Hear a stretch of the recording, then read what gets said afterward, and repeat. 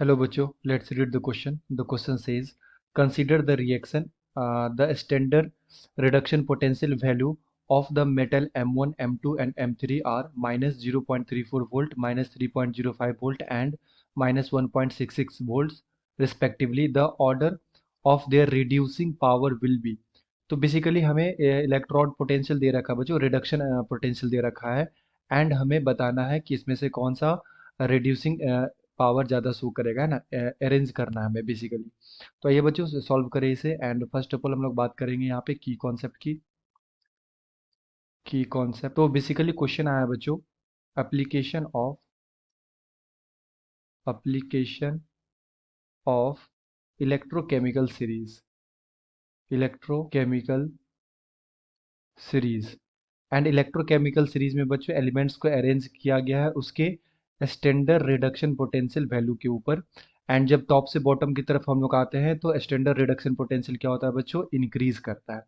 And हमें यहाँ पे मेटल्स के दे रखे हैं, लाइक M1 के लिए हमें जो SRP वैल्यू दे रखा है, ये दे रखा है -0.34 वोल्ट।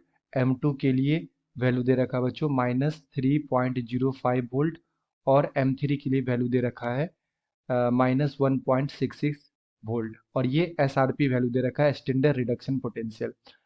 सो जो हमारा रिड्यूसिंग पावर होता है, reducing power is directly proportional to standard oxidation potential and inversely proportional to standard reduction potential। तो रिड्यूसिंग पावर जो होता है बच्चों, ये इन्वर्सली प्रोपोर्शनल होता है स्टैंडर्ड रिडक्शन पोटेंशियल के। अगर SRP का वैल्यू ज़्यादा होगा इट मीन्स उसका रिड्यूसिंग नेचर कम शो होगा, एंड अगर SRP वैल्यू कम होगा बच्चों तो ये जो हमारा रिड्यूसिंग नेचर है ये ज़्यादा शो करेगा, ठीक है। तो अगर मैं इस तीनों को कंपेयर करूँ तो सबसे कम किसका वैल्यू है, M2 का कितना, -3.05 वोल्ट। ओके, तो ये हमारा क्या हो जाएगा, सबसे अच्छा रिड्यूसिंग एजेंट हो जाएगा। सो M2 का सबसे ज़्यादा होगा।